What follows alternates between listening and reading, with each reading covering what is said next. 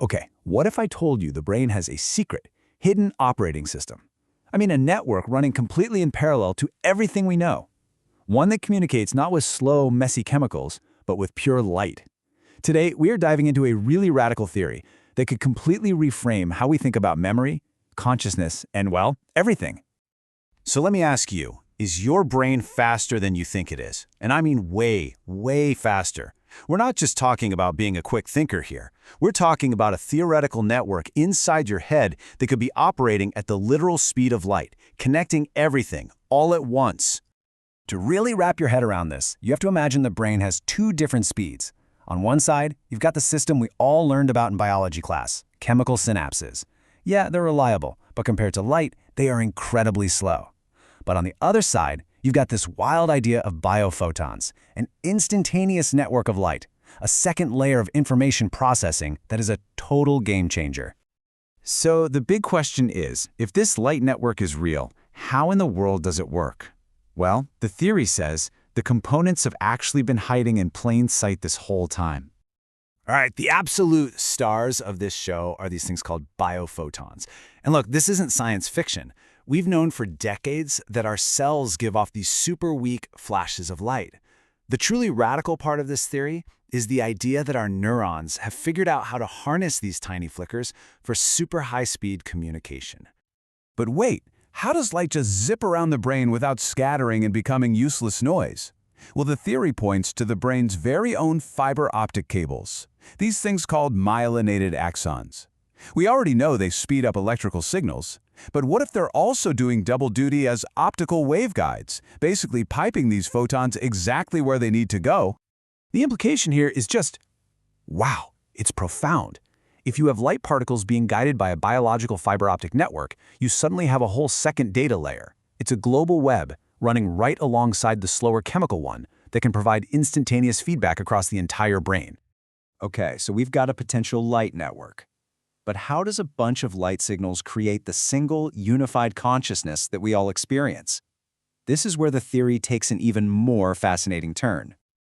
You gotta remember, the brain is mostly water, so as these biophotons travel through this wet environment, they could bounce and reflect, creating these incredibly complex, repeating feedback loops. And these light-speed loops, they might be the very thing that knits billions of separate neural firings into the seamless, single experience of being you. And what about memory? Where does that fit in? This quote offers such a fantastic way to picture it. Imagine a memory isn't just a chemical stain, but it's an actual particle of light, a biophoton trapped in a loop, bouncing back and forth forever, like in a hall of mirrors, getting stronger and clearer with every single pass. So here's how that feedback loop could work. A neuron spits out a photon, it travels, and the signal comes back, letting the whole network learn from its own activity.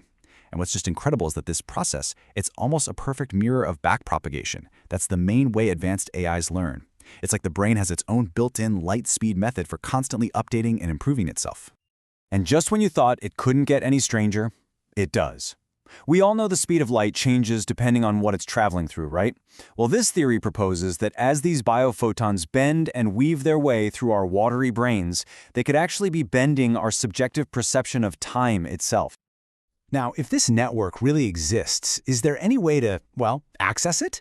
This brings us to a really provocative idea, that certain psychoactive compounds might actually be the keys that unlock the gates to this whole photonic system. Think about it. What happens when substances known for completely shattering our normal consciousness, like DMT or LSD, get into the brain? This framework suggests they're not just creating random chemical noise. They might be directly interacting with the biophoton network. This quote just perfectly captures the feeling. People who've experienced DMT often report that linear time just shatters. This theory reframes that experience completely. Maybe DMT is forcing the brain's timekeeping system into a crazy, intense, recursive loop, making time feel like it's folding back on itself again and again. So the speculative effects are just fascinating.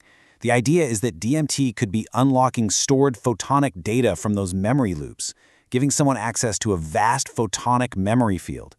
LSD, on the other hand, might just be prying open the light gates themselves, flooding the system with information from this hidden cognitive layer. This model of the brain as this unbelievably fast, efficient, light-based computer, It's not just a biological curiosity anymore. It's actually become the blueprint for a staggering technological vision. What if we could scale up the brain's design to build a planetary mind? The core idea is simple but huge. Let's build a tech system that mimics the brain's light-based network. Let's use our own biology as the model for a new global infrastructure. This vision has a name, a quantum photonic fabric. I want you to just try and picture a global network of memory banks, all connected by light and quantum entanglement, all functioning as a single planetary computer with practically zero delay between any 2 points on Earth. This whole project is being called cognitive terraforming, and it's basically the idea of laying a frictionless nervous system over the entire planet, a substrate where AI, human minds hooked up through neurodevices, and all data can connect seamlessly. No more bandwidth limits, no more lag. Of course, communicating on a network like that would require a brand new language, so forget English, forget code.